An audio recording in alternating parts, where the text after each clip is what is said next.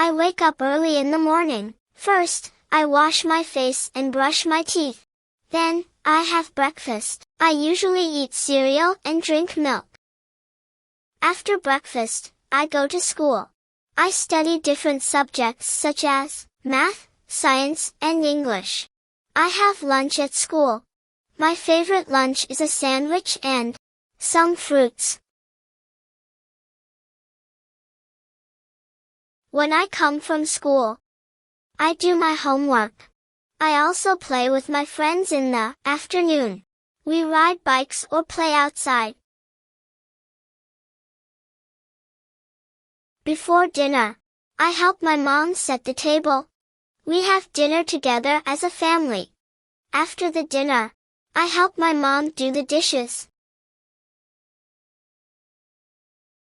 After that, I take a bath and put on my pajamas. Before going to bed, I like to read a book. Then I say a prayer of thanks for another day, turn off the lights, and go sleep.